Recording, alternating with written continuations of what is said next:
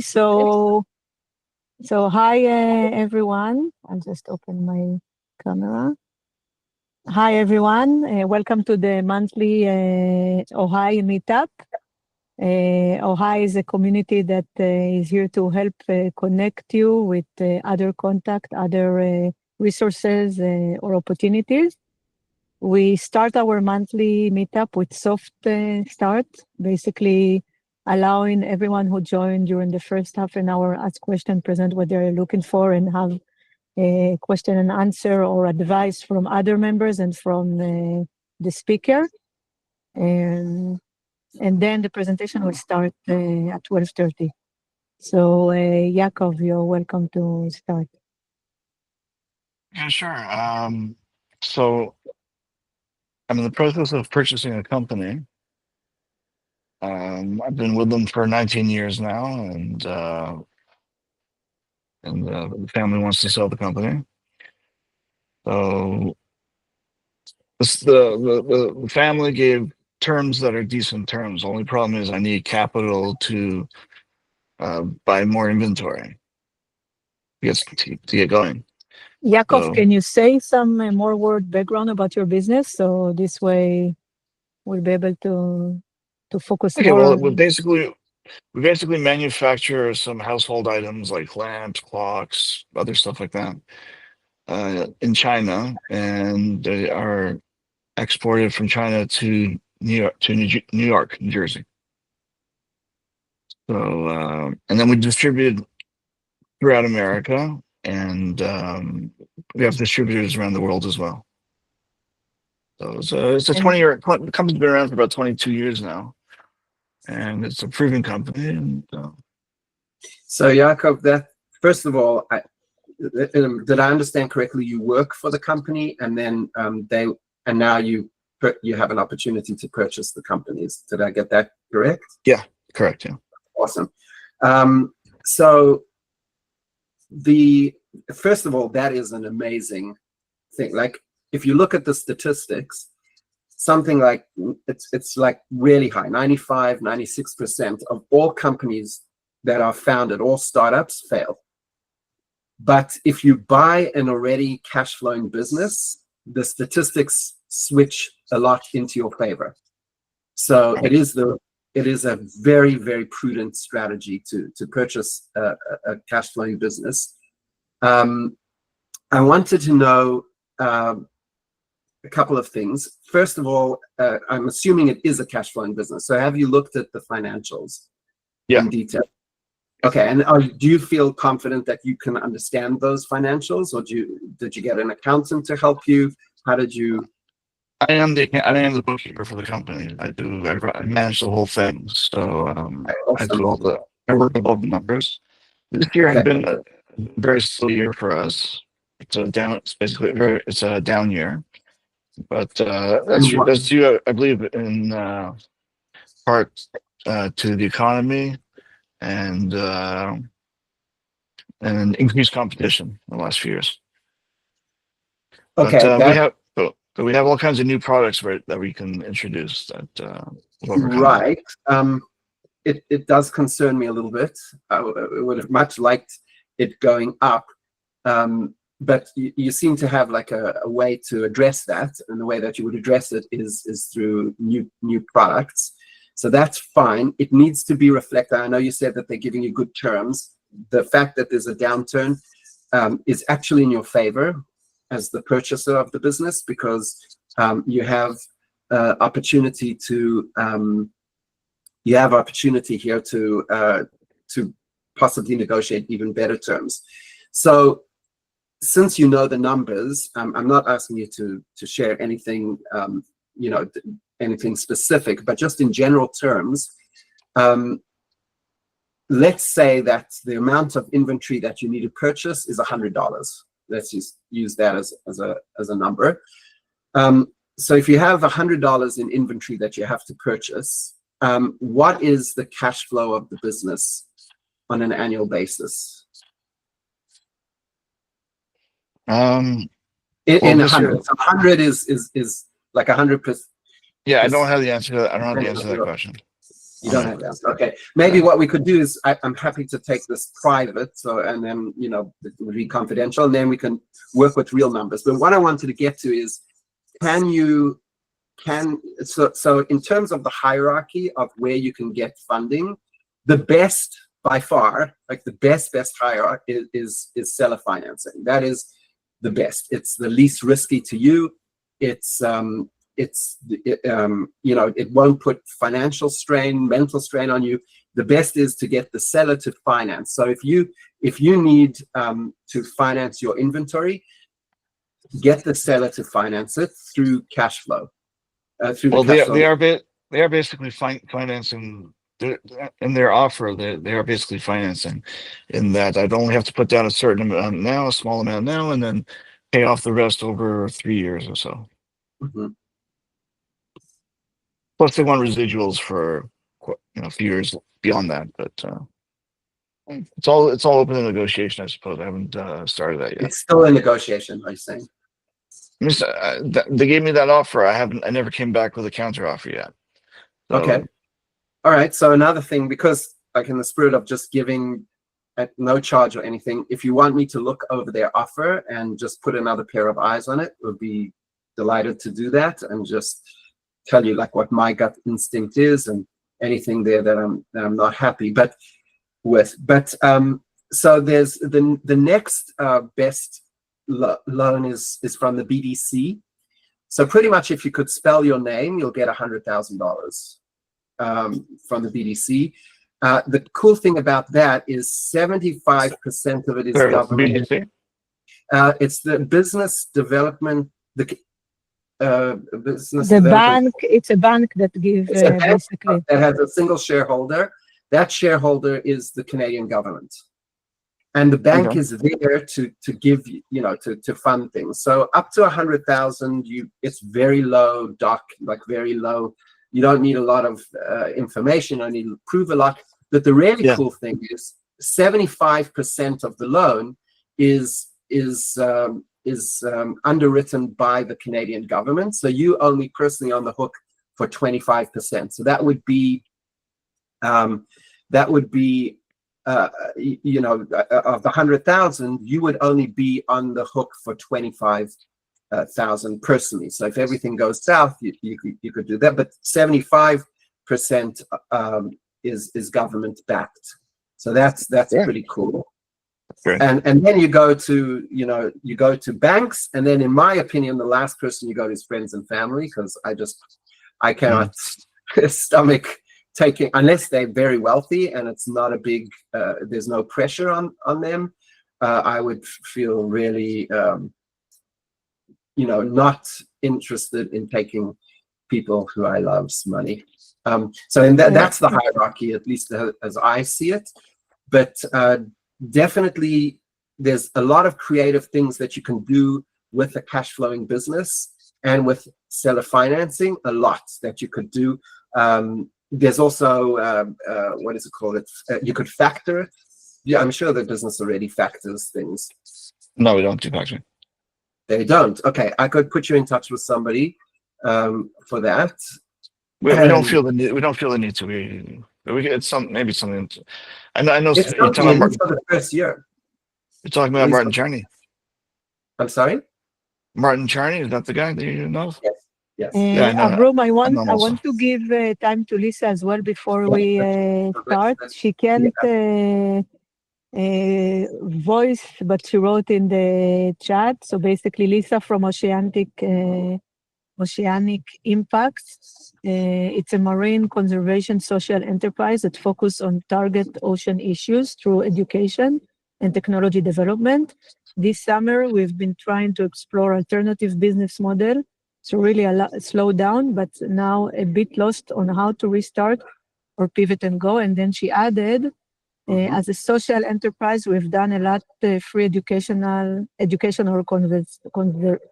conservation work, but it is not sustainable. So we are trying different pay model to see what would work. The problem is, one, people has associate our brand with free education. Two, we need to potentially tap into new markets.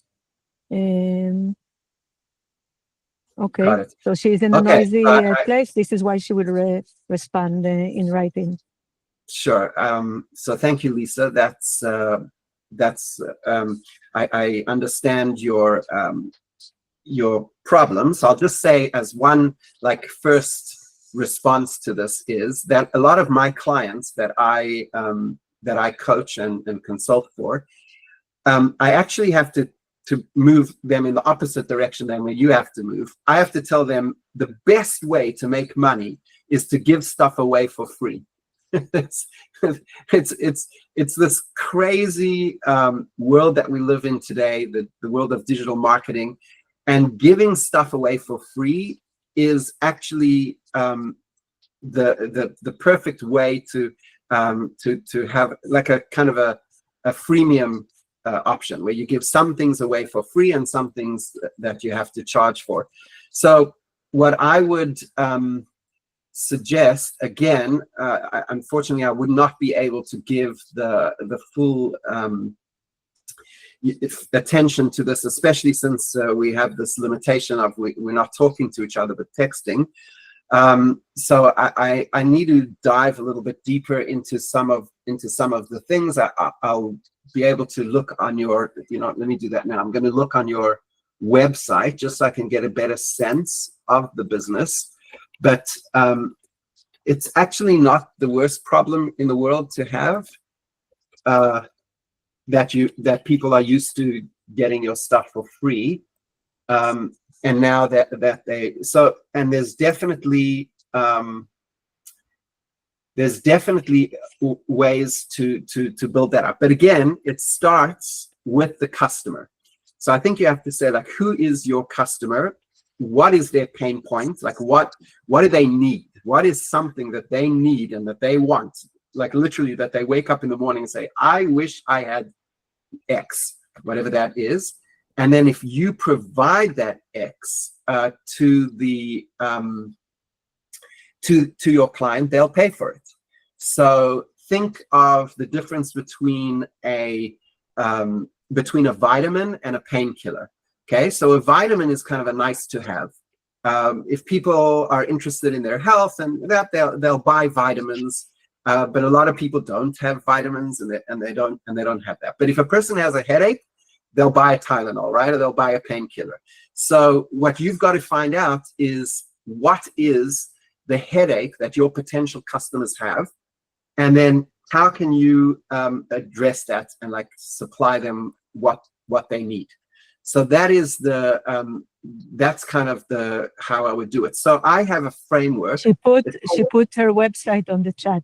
Yeah. I found the website before you put it. Thank you, Lisa, for putting it there. But I am actually on your website, and I'm seeing some of the things that you do. I would like to spend more time on the website and more time with you if you're open to it, to really drill down on these things. So again, I was saying, like, I have a framework which I call the private island framework, which actually fits beautiful with your mission, which is an oceanic mission. But the private island framework is a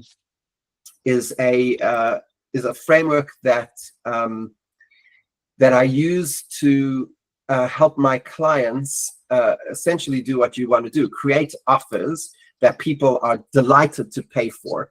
And the idea is that you have like a mainland business where everybody's competing on price. Everything is very commoditized. It's not unique. It's not differentiated. And then you have a private island where it's something that a certain segment of the world's population really want, that which is on the private island. And island itself is an acronym. ISLANDS is an acronym. And it's an acronym for all the parts that I put you through. By the way, Jakob, for you as well, I think a lot of this has like how you can find out, which products that you sell are going to be the painkillers for your potential clients, is going to be a really important part for like reboosting the business. So I think there's definitely a lot of crossover here. So the island system, the first thing, the I stands for imagine. And that's like goal setting, and you're clarifying your values, your purpose. I think for Oceanic Impact, that's going to be a pretty easy task to do because it's a beautiful mission. And then segment is like to calculate, to work out who your niche is, which customers that you're going to address.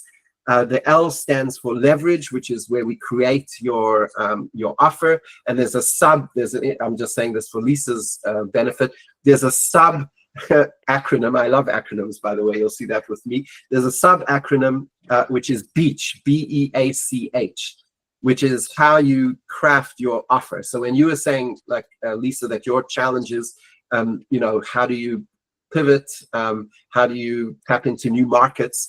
So you need a good offer, and your offer is B-E-A-C-H. So B stands for build ease.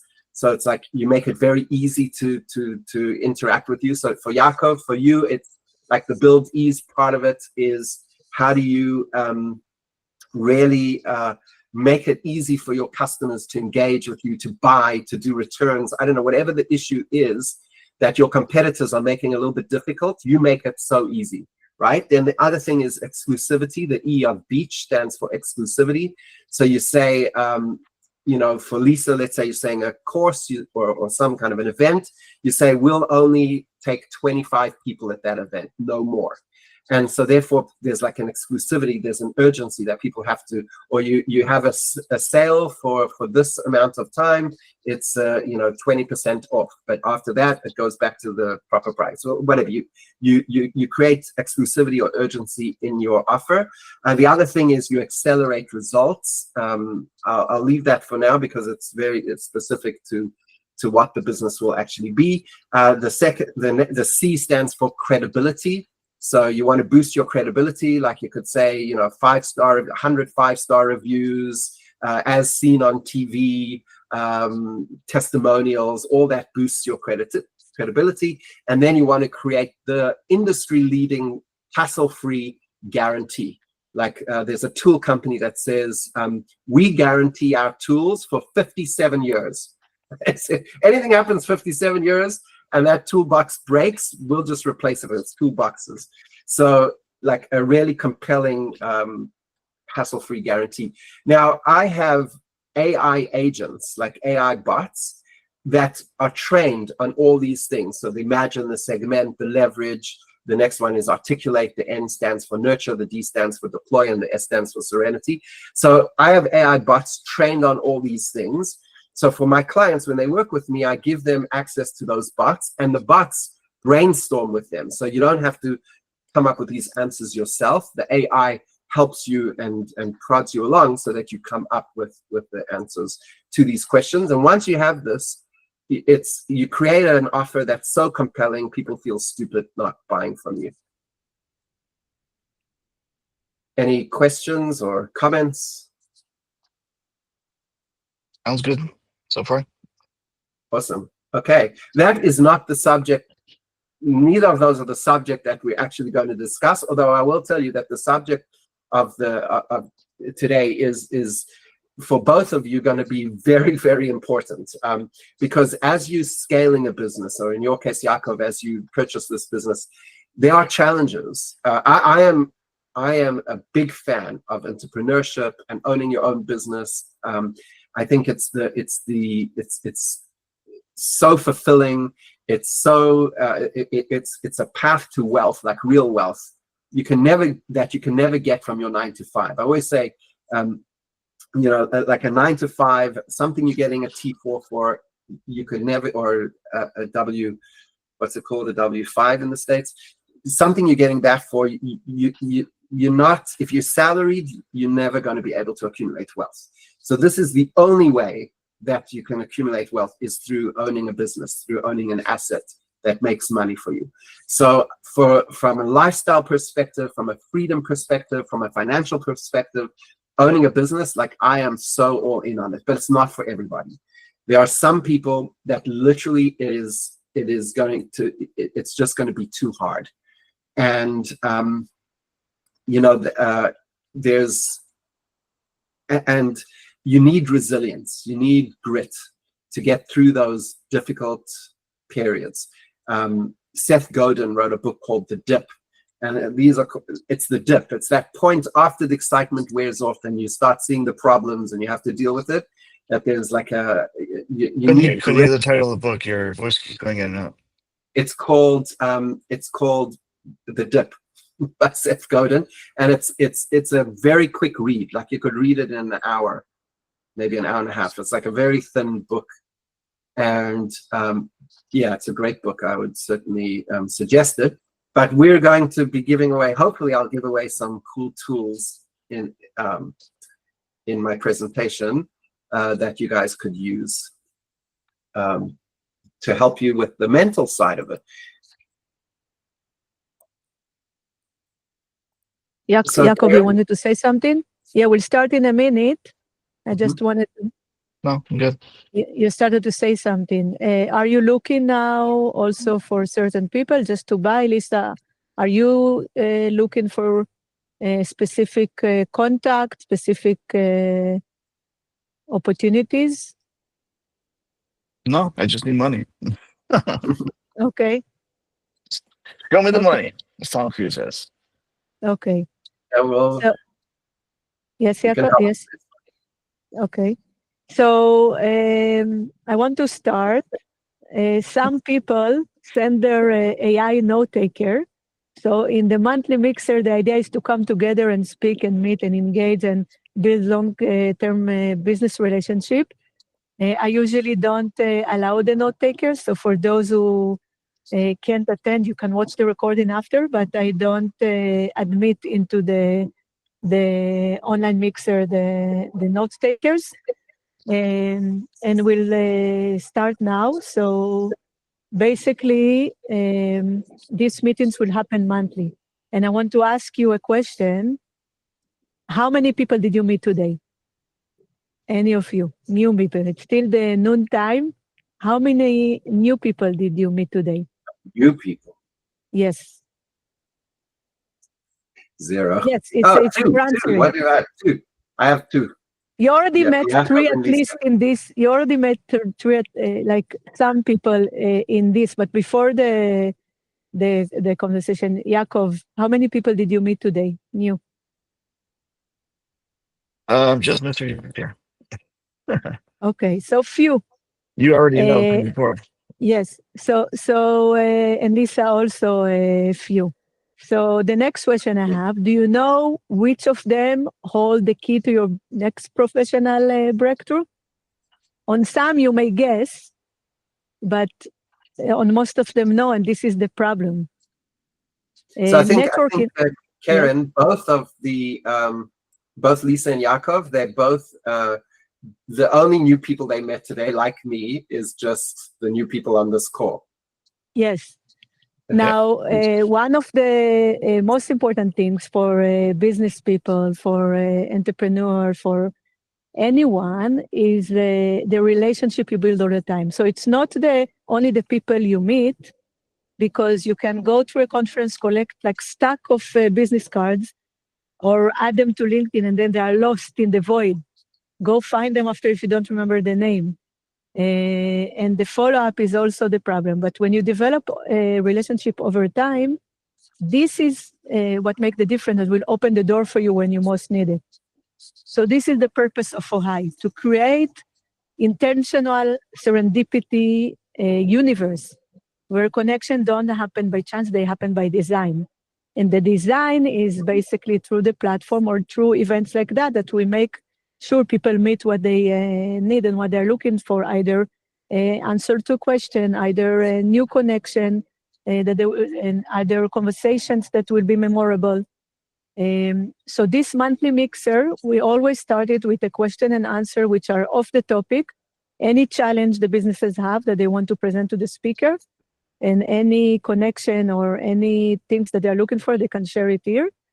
And then 30 minutes presentation, which is basically... Well, how do you deal with new competition? Sorry, again? What was the question? So my question was, how do you deal with So the question I was asking was, how do you deal with increased competition? Like out of like within a few years, going from no competition to all of a sudden a lot of competition. So these questions we discussed. This is the time to discuss before or after the presentation. The presentation now will be for 30 minutes, and after that we'll open it for question and answer. But the monthly mixer is basically to bring people together to connect. The competition, Avram, you can speak about it after. And I let Avram present it himself, but I met him also in a networking event. We had a memorable conversation, which basically it wasn't just what you do, what I do, and that's it. It was going more deep to what each of us is looking for, and we follow up. And now Avram is consulting me as a business coach and opening doors for me as well. And hopefully after this event, he will bring you enough value that he can open some doors for you as well. And this is the idea of the relationship building over time. It's not just one time off and not just putting people in front of each other. So Avram, would you like to start and present yourself? Sure, absolutely. I just want to comment before I actually start just on one thing you said. You know, they say your net worth is your net worth. If you show a person their net worth, you show them their net worth. But it's not as simple as that. It's not just your net worth is your net worth. It's like what Karen said. It's how deep and how how connected you are with your network. So little things like sending people birthday cards, handwritten. Oh my goodness, I don't know if anyone knows what that is. There used to be something called a pen and paper, and you could write stuff on it. It is so powerful if you write down and you send people messages and you just stay in touch with your network. So as Karen said, not just thousands of people who follow you on LinkedIn or something, but real deep abiding relationships. That is the key almost to any single business problem that you have could be solved if you have the right network. Okay. And I will say something, one thing about the competition, you know, especially with business B2B, it's all about the trust and the relationship you build over time.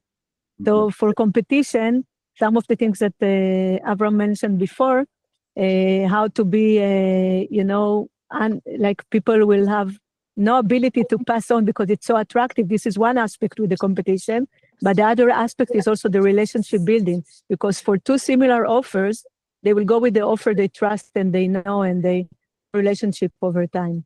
So to you, Avram. Avram, you can start. Yeah, okay. I just want to pull up a whiteboard because I got inspired to do a quick whiteboard. So the topic is basically mental health and how business, how business people can. Okay, let me just share my screen. How business people can guard their mental health, and I want to. So I mentioned. Just click. Okay, now everyone I mentioned the dip, and I want to just go down. I wasn't planning on speaking about this, but I think it's a good place to start. Let me find my pen. Okay, so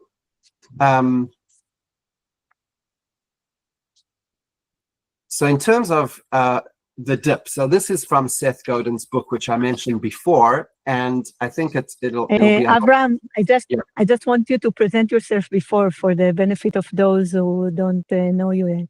Just some words about who you are and what you're doing before we start. Sure, absolutely.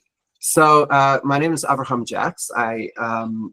I'm a rabbi. I was a practicing rabbi for 13 years, but always really interested in business from when I was a teenager, and I launched an internet business before the internet even existed. And so Al Gore says he invented the internet. He's wrong, like I did. But be that as it may, I have always been fascinated by business. I have an MBA, and I coach business owners. I'm really excited about the transformations that I see. And basically my tagline is I help people grow their businesses like crazy without going crazy. So grow like crazy without going crazy. So I look at two things, like how do you grow the business? And the way that I grow a business is through sales tactics, marketing tactics, and then at the same time, I also look holistically at the business owners and at their mental health and how they're feeling, and kind of create the balance there so that they don't lose their sanity as their business grows. And I use a lot of AI integrated into businesses to help automate processes and make business owners' mental lives better. So I really believe I'm at the cutting edge of using AI as a mental health tool for business people. I don't think that there's many other people that are looking at it in the same way that I am. But yeah, that's a little bit about me. So back to Seth Godin. So basically, Seth Godin says this is, let's say, let me use a ruler.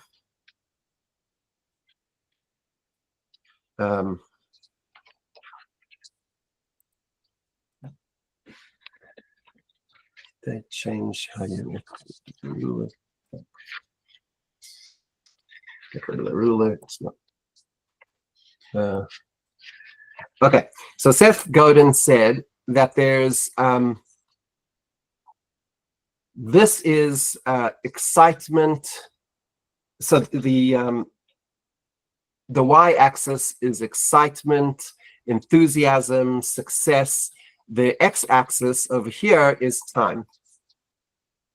And then what Godin says is that when you start something, you're starting a new business, you're starting a new relationship, whatever it is, what tends to happen is something like this, where you kind of get more excited as things go, and then it drops off, and that creates the dip.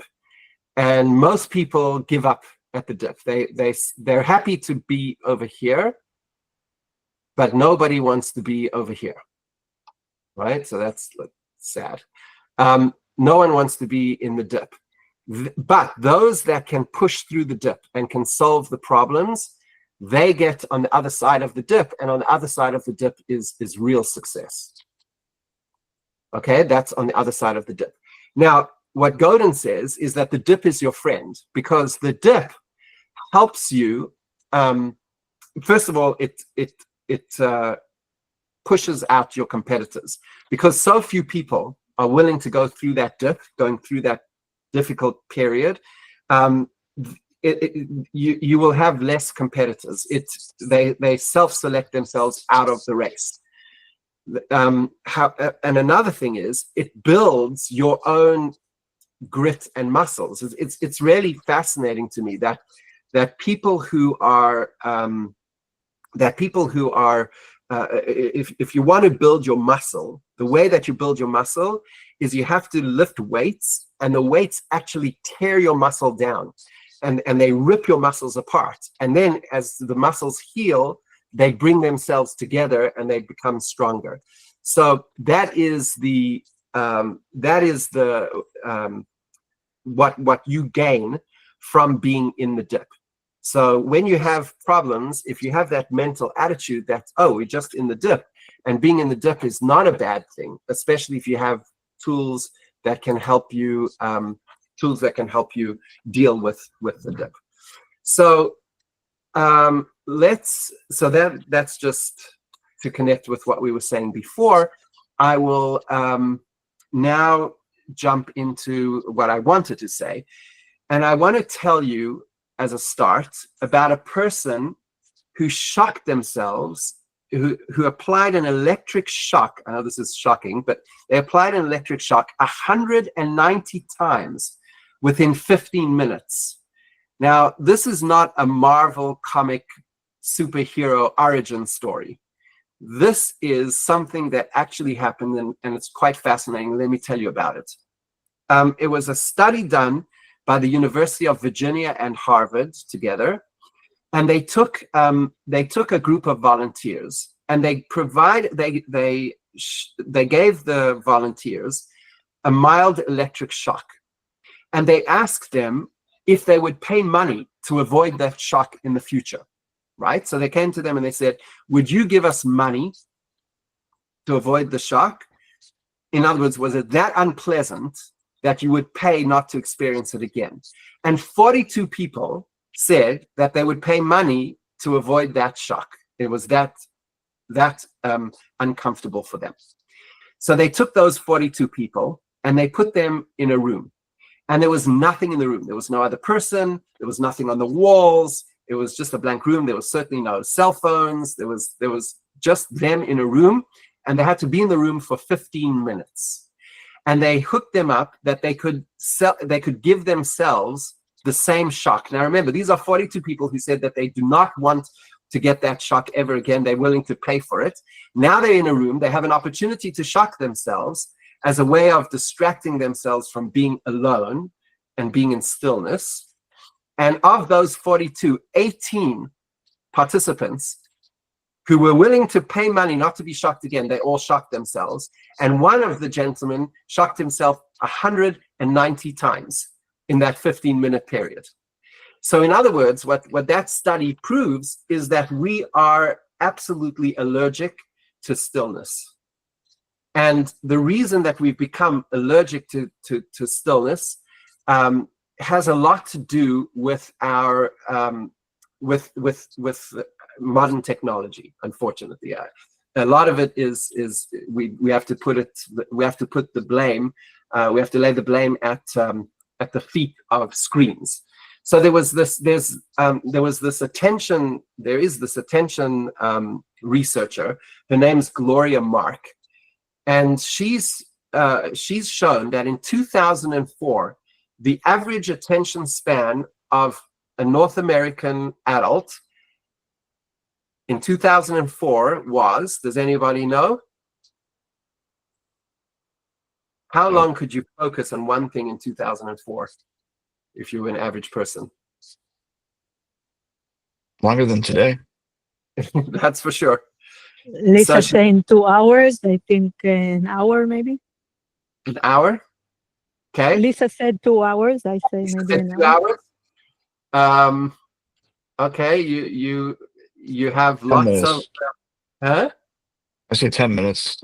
10 minutes. Okay. So in 2004, Gloria Marx said we could focus for 2.5 minutes. Now that's not exactly a Zen monk, a Zen monk, but it is better than what it is today. Today it is 47 seconds. That is how much we can concentrate. However, so most people put in a room for 47 seconds would be okay, but after that they would be shocking themselves so that they can distract themselves. Now, here's the crazy part of it. It takes you 25 minutes to refocus after you've been distracted. So you can concentrate for 47 seconds, but to get back to perfect flow state focus will take you like 25 minutes. Okay? So we're allergic to stillness. We're allergic to focus. We're losing our ability to focus. And how do we deal with this? There's an addiction scientist. Her name is Dr. Anna Lemke, and she says that cell phones are the modern day hypodermic needle, right? So exactly, it's very interesting. If you think about social media users, it's interesting that the tech companies call them users. Why do they call them users? It's the same expression that we call drug addicts. Drug addicts are also called users. Mm-hmm. And the connection is quite a good close connection, because we are addicted to our cell phones and our screens for the same reasons that there are people who are addicted to gambling, to slot machines, for the same reason that there are people addicted to drugs, to narcotics. And that reason is called dopamine. So there's a chemical in our body called dopamine, and dopamine is what helps you when you're hungry. It's what tells you that you're hungry. So if it wasn't for dopamine, we would all starve to death because we would just not be motivated to eat. It's just like too much hassle. But because we become hungry and then we eat, as soon as we eat, that your body releases dopamine, and that dopamine is like a really good, feel-good type of chemical, hormone, and therefore when we feel the dopamine hit, we get excited, we feel a lot of positive feelings, and therefore we eat again. So it motivates us to eat another time. And but the point is that, like drugs, if a person uses drugs at the first time they use the drug is the best time, that their mind explodes. It's like unbelievable. The second time that they use the drug, it's less pleasurable. And the third time, and so on, it's a diminishing return. So you get used to the dopamine hit that comes from something. So when you're doom scrolling through your social media, you're getting a dopamine hit, you get a constant dopamine hit, but that dopamine hit is feeling less and less interesting and exciting for you as you go through as you experience it more and more. So do you know how frequently the average person checks their cell phone? Every second? Every What's 2 that? seconds. It's about that. It's 144 times per day. So that means that each time you check it, you get a kind of a dopamine hit. But here's a really interesting experiment that people did. They got people to do a very difficult math test. People at the same kind of level of proficiency in math. For half the participants of this study, they put a cell phone next to the person, and for the other half, there was no cell phone in sight. Just having a cell phone there, because there's like the FOMO, what am I missing out? What's over there? So people literally did worse in their math exam just because there was a phone there. So their mind was constantly going, I think I need to pick up that phone, and it was distracting them from the focus that they could have had in the actual test itself. So 90% of people check their cell phone before they brush their teeth within the first 10 minutes of waking up in the morning. So it starts from the beginning of the day and it ends late at night for most people, and it is terrible in terms of focus and robbing you of that focus. And remember, our attention is really the most powerful asset that we have. Everything that has ever been built or created, every idea, all comes because somebody put their attention to solving a problem. Every business is a solution to a problem. Every successful business is. So that's why it's quite crazy that all of the big titans of the tech industry, so think here Steve Jobs, Mark Zuckerberg, Bill Gates, those three, right, and many others, who are the titans of the tech industry, they introduced these screens to us, right? So here's a fascinating thing. None of them allow their children to have access to social media and to smartphones until they are old, and even then they curtail it and they hold it back. So they know something that a lot of people who give their children cell phones when they're young don't know. They also insist that the nannies of their children sign no phone or no screen clauses in their employment agreements, because they understand how they know that they succeeded in the ways that they have succeeded because of their focus and because of their ability to focus on a problem and find solutions and really home in on that. And we need to take a page from their their nanny agreements, and we have to help our children and ourselves to have more focus through diminishing the amount of screen time that we expose ourselves to. So one potential thing that if anyone is struggling with cell phone addiction like me, then one thing I found pretty helpful is a few weeks ago I installed an app called Screen Zen on my phone, and they have a free version. I only have the free version, and what you can do is you can block certain apps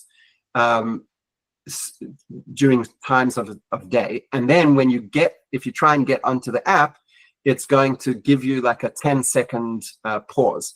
So you try and get into check your WhatsApp, for example, and then it'll say, do you really want to do this? Is this really important? And there's a countdown, 10, 9, 8. You can set that for 5 seconds, 10 seconds, however much you want, and it counts down. And then when it gets to 0, then it'll allow you to unlock it, but only a certain amount of times per day. So let's say I've got my WhatsApp to unlock 6 times a day for 10 minutes each. So that's an hour on WhatsApp. But thankfully, in the last few weeks, I haven't actually hit that hour. So these are kind of tricks that you can do to make the dopamine hit a lot less exciting, and therefore the phone a lot less addictive.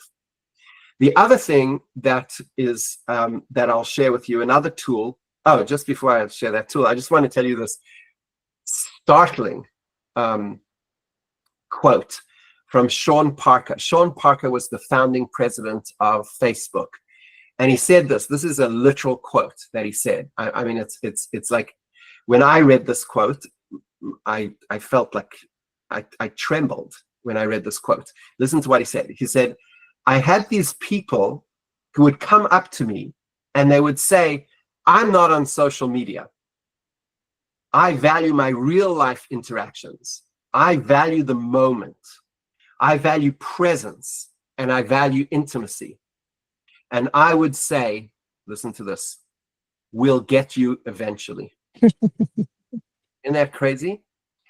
It's crazy. They are, the whole thing is rigged.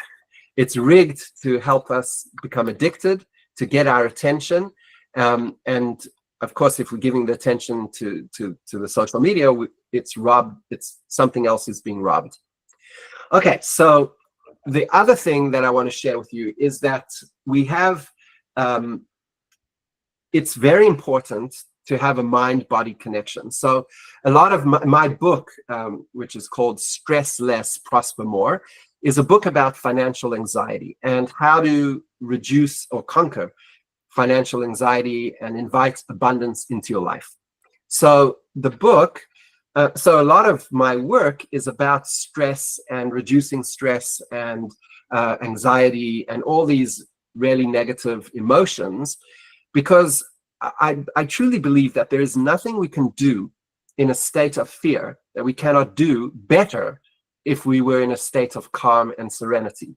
So this is, so my whole focus of my writing and a lot of the work that I do with people that I coach in business is about just like relaxing. And one of the things is there's an enemy besides the cell phone. There's another enemy that's robbing you of your serenity, that's robbing you of your calmness. And that enemy is your own brain.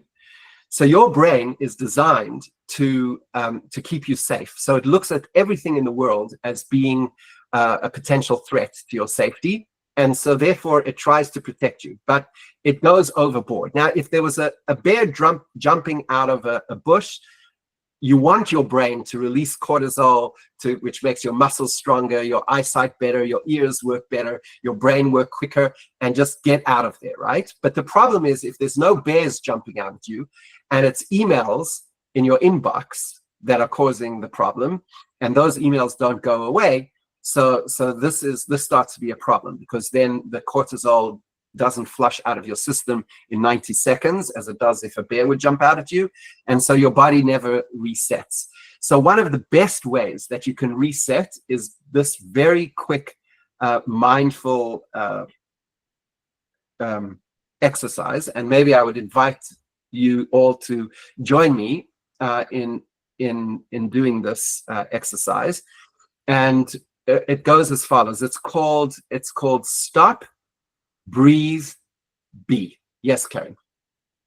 Just a mind note, we are getting closer to the 30 minutes, and I want to go to how do we slow down to speed up, and also refer to the question of Yaakov and Lisa. Sure. So this is it. So I'm saying, like, the one way to really slow down, which will help you, free your mind so that you can be more creative, more productive, is this thing. So whenever, and you can do this as many times as you want through the day. When I started this practice, I put little post-it notes on my screens and stuff to remind myself of this. And it's a very, very simple thing. It takes about 6 or 7 seconds. You can do it, as I said, multiple times during the day. And I invite you to do it with me this one time, and you'll see how much it reduces the stress and tension. So it's called Stop, Breathe, Be. And the first thing is, if you're alone, you can say out loud, very forcefully, you can say stop. If you're not alone, you can just do that in your mind. Otherwise, people might have a problem with you. So you say stop, then you say breathe. And again, either aloud or silently. And you breathe as deeply as you feel comfortable. And then you breathe out. And when you breathe out very, very slowly as you can, slowly and smoothly. And then you feel like you're breathing out the tension that you have in your body, in your brain. And then you say the word be. Like be means, like, be present and be mindful. So let's do that all together and just check in with yourself, like how agitated, how stressed you feel right now. And then let's do it. And then we'll see how you feel afterwards and see if there's a change. So the first thing is you say stop, then breathe.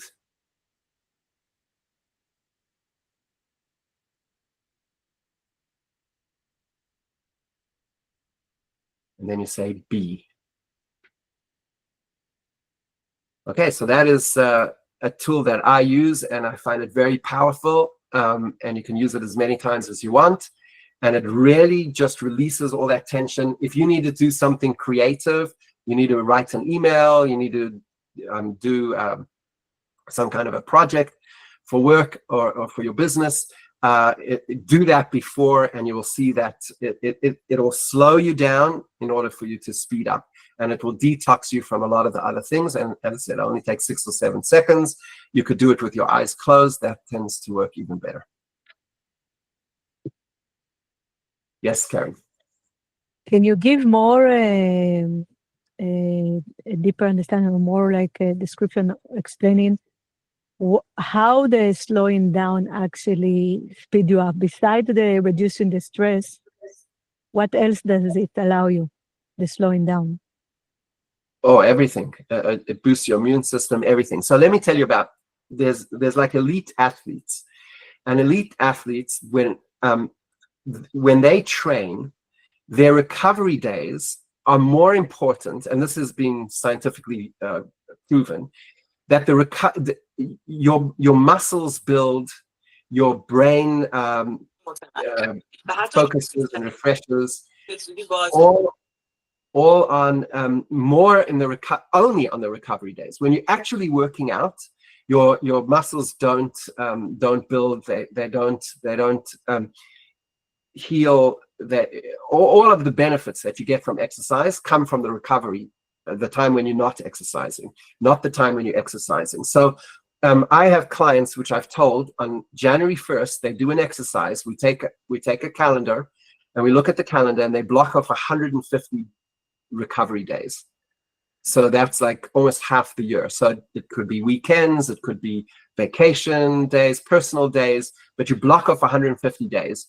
And those days you have to focus on things you like. I have one client who's a keen bicycle rider, so he rides bicycles. Another client spends that time with his wife. They take a kind of a romantic day, and they do things together in that day. Nobody's allowed to contact them. Their cell phones go off. Everything is, it's very, everyone at work knows that they're not available during those times. And you would think if you take almost half the productive days out of your work, you would think that you would think that you wouldn't be productive. The opposite is true. Everyone who's done it at the end of the year, if they report back, they say, wow, this has been the most productive, creative, progressive year that I've ever had. It's pushed me so forward. So it's very important to have what are called micro breaks. So the micro breaks are what I just said. This stop, breathe, be is a micro break. I have others as well. There's Pomodoro techniques which make you focus, for a certain amount of time on work, and then you take an intentional break. So those are micro breaks. You need meso breaks. Meso breaks are like, taking an afternoon off every now and then, a weekend. Those are meso breaks. And then you need macro breaks where you take like a full, 2-week vacation, 3-week vacation. And as counterintuitive as it sounds, like everybody goes, oh my goodness, I'm not managing now, and you telling me to take a 3-week vacation, my business will fall apart. First of all, that's a problem. If your business cannot work for 3 months without you, then we have to have a different conversation. But it's still, they say, I'm so busy, if I take this time, it's going to be worse. But it's not true. You take those times to slow down, and whether it's micro, meso, macro breaks, you slow down, and that actually helps you power up. It helps you be more focused, more productive, more creative, and move the needle more. So that's the big takeaways. I would say use these tools to kind of reset and recharge and come back stronger. It's going to be better than if you burned out. I have a client who has a very cool business. It's like he does about $5 million of revenue, and we're growing that business significantly. And he didn't want to, there were certain things that I suggested that he do to take care of his mental health. And he didn't want to do them because he said it's the expense, and at this point he's still reinvesting everything into the business. So he has like a cash flow crunch, and I said, you know what? It is the biggest asset that you have. If he puts aside money every month into an RRSP and into other, into stocks. So I'm like, stop putting money into stocks. There is no stock that will make you as much money as your business. But if your mental health is not good, if you don't slow down, your business is gonna fail. And if your business fails, you're just not going to be able to then the money that you're investing in stocks is not going to provide you the type of life that you're living here. The other thing is you need to get a lot of sunshine. That's another way of slowing down to speed up. I say sun is fun, and you need the vitamin D. You need to get out into nature. You need to see green stuff. There's lots of research that shows that people are more productive, more focused if they could have some exposure to sun. You need good sleep. I say sleep and reap. You need to be able to have a lot of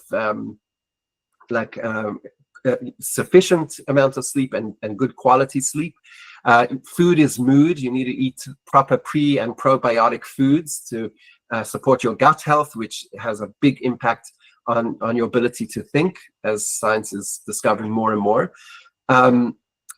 You need, emotion is potion. You need to do exercise. You need to have movement in your life, and connection is protection. So you need to have good connection with good relationships with other people in your life. So I would say all of those things are very important they're all slow down things. Sleep and reap, sun is fun, connection is protection, food is mood.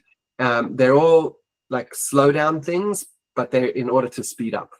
I don't know if that answers your question, Karen, but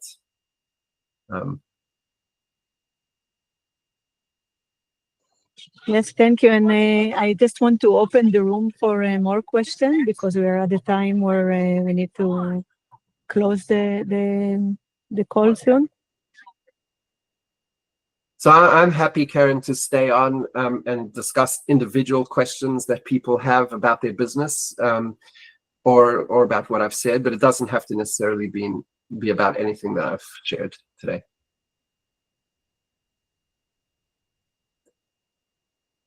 And if people are interested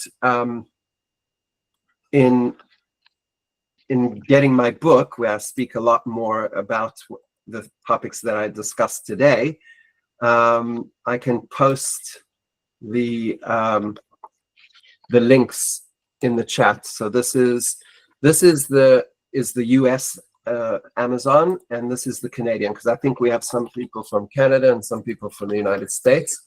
So just the second one is the Canadian.ca Amazon, and you're welcome to purchase the book. If you do, of course, please consider giving me a review. They really help the algorithm, Amazon's algorithm. So I appreciate that. But if there's any questions people have, about anything I've said or any business challenges that you're currently experiencing, that we can try and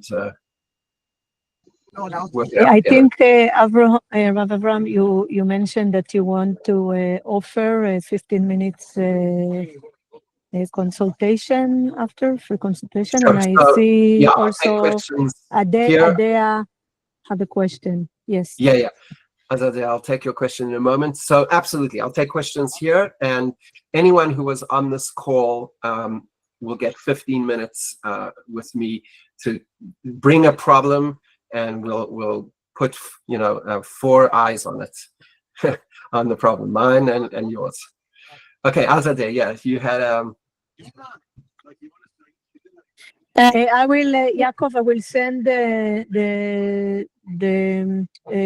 Avram details in the follow-up email with the recording. So if you can't have the question now, we will be able to follow up, and he will provide also his booking calendars for this call. Yes, Azeda. Hi, thank you, Abraham, for taking your time and learning us these things. But I have one question.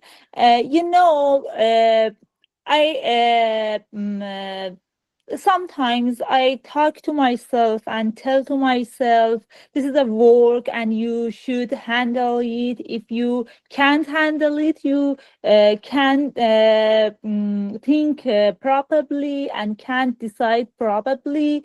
And talk to myself, this is a work. There isn't anything that you can't solve it. Everything have a solution. But unfortunately, sometimes, and I meditation, I work out, and everything that I know to reduce my interest. But sometimes talking to myself isn't work, and I can't sleep very well, and I think sometimes everything is overwhelming for me. What's your suggestion for me?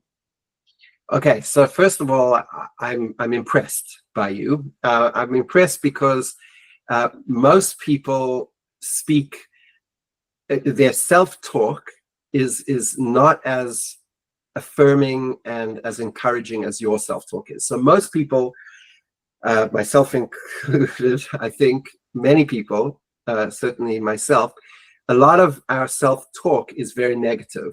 So I would never tell any other person, I don't believe I would ever go to a person and say, you are fat, ugly, dumb, you're a failure. I would never tell anybody that. And if I would just walk up to somebody and start insulting them in that manner, it would be a very bad, it would be terrible. Like, I hope that there would be dire consequences so that doesn't happen again. But I would tell myself those things. No problem. I'll wake up in the morning and say, I'm fat, I'm ugly, I'm this, I'm that, whatever, a failure, and so on. So so having positive self-talk is very important, and it's not always easy. So the fact that you do encourage yourself and you have very positive self-talk, that is really that's really cool. The other thing I would say is that a lot of times, and just the way that humans are built, there are times where we cannot deal with a problem and we are overwhelmed with a problem within whatever that problem is. It could be a work challenge, it could be a relationship challenge, it could be a health challenge, and it's just a bit overwhelming for us. And I think that the key here is to have somebody that you can share it with. A problem shared is a problem halved, is a problem solved. So because we in this, again, I was speaking before about social media, and everybody has so many friends and contacts and connections in social media, but like Karen was saying at the beginning, they have to be deep connections. They have to be real connections. Where humans need that. We need it almost as much as we need food and water and oxygen. We need deep connections with people that we can say, not just superficial connections, not just, that we can say, I knew this guy once, and you used to ask him, how are you? And he used to say, I'm dying, thank you, how are you? And most people would say, yeah, thank you very much for asking. Good. Nobody heard what he said, right? Everybody was just, like nobody wants to hear somebody else's trouble. But if you have one true friend, or if you don't have a true friend, if there's a therapist or somebody you can pay to talk to, somebody who you can share the burden with, that is very, very helpful. So especially, I think you're doing really good stuff with positive self-talk, like cognitive behavioral therapy type stuff, where you're telling yourself, you're challenging negative self-talk. You're only thinking positive things. But then again, also connecting with somebody else, and sharing your burden with someone else is also very helpful, especially if you're being overwhelmed by it. And then all the things that I said before, sun is fun, getting out into, I had a client a couple of weeks back, and he was feeling very anxious about something that was happening to his business. It was a legal issue. He was being sued, and it was very, very, very anxious, anxiety-provoking event. And he called me up, and he said, I'm really not doing well. And I did not like what I heard. Like he sounded so down and hopeless and despondent. So I told him, I said, okay, come. He doesn't live far from me. So about 15 minutes drive from our home, there's the Don River, which is like a kind of a nature walk. So I told him, meet me in Don River in 20 minutes. So we met there, and we went for a walk, and it was a beautiful sunny day. And this place where we went is just gorgeous. It has like a waterfall, and it has a river and trees. It's like a forest. It's just gorgeous. And we went for a 2-hour walk, and we were just walking in nature, and he was telling me all his woes, and we kind of split it. First I just listened, and then we split everything into 3 buckets, and we showed how each one of those 3 buckets is not the worst thing. So there's one thing I like to do to challenge myself when I'm having a negative thought, and you ask yourself up to 3 questions. The first question you ask is this true? Right? So in this case, he was being sued, and I said, he was possibly being sued. They hadn't actually brought the suit yet. They were threatening. So I said, is it true? Are you actually being sued at this point in time? He said, no.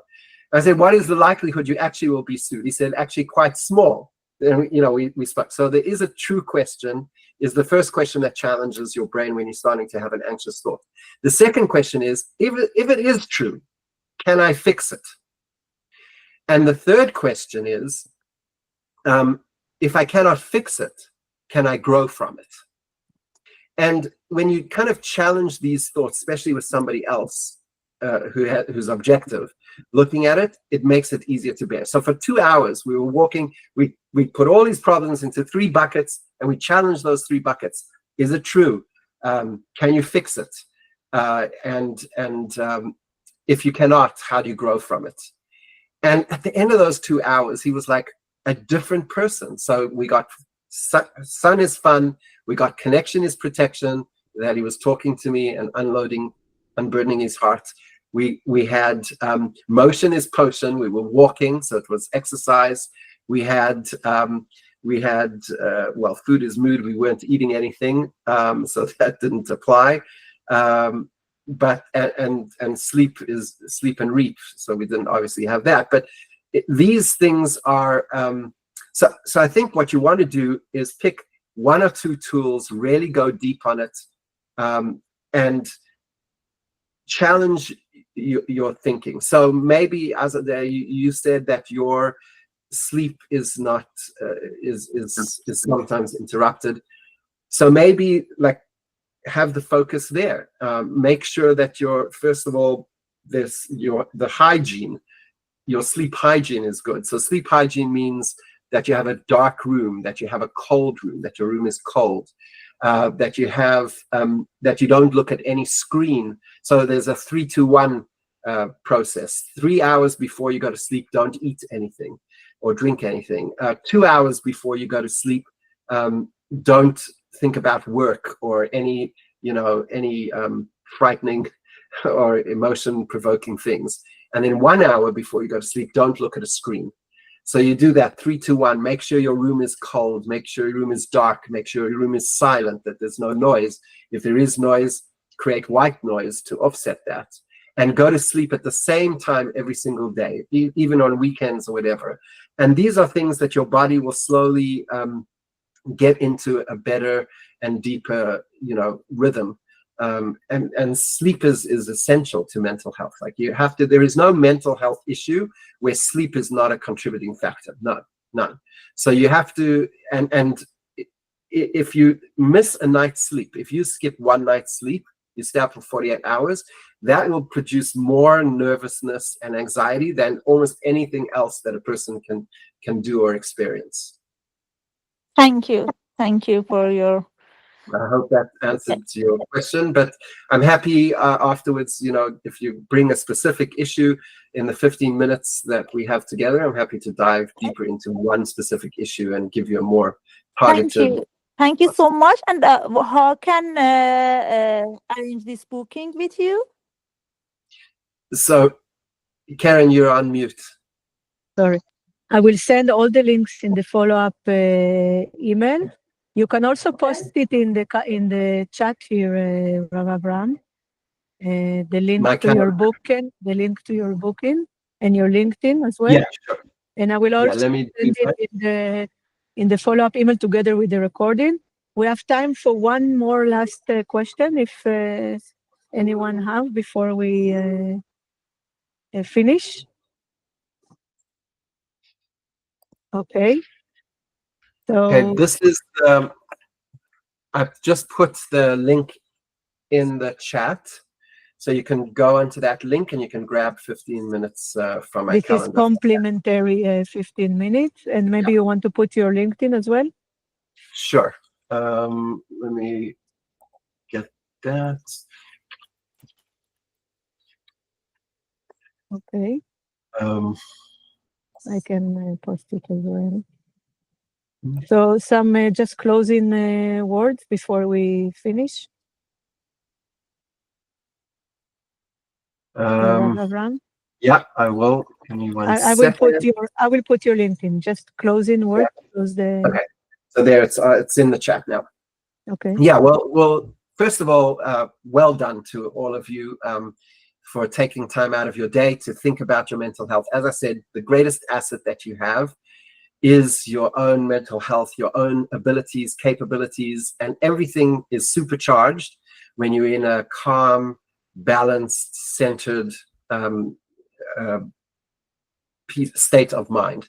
So yeah, and I just devote my whole life to defeating my enemy that I detest, my nemesis, which is fear and anxiety. Fear holds us back so much, but when we can slow down, deal with the fear, process it, we can really speed up after that. So well done to you all for taking this time, and I look forward to connecting with you later and continuing the conversation and making us the best selves that we can be. So thank you again for everyone for taking the time to slowing down, to speed up. And we'll see you in the next monthly mixer. And for those of you who missed the start, in our monthly mixer, we start with soft start, basically a question and answer to the speaker. And then 30 minutes presentation, and then question and answers again. So hope to see you again in the next one, and thank you. Bye. Bye, everybody. Stop the Thank you so much. recording. Thank you. Bye. Bye-bye.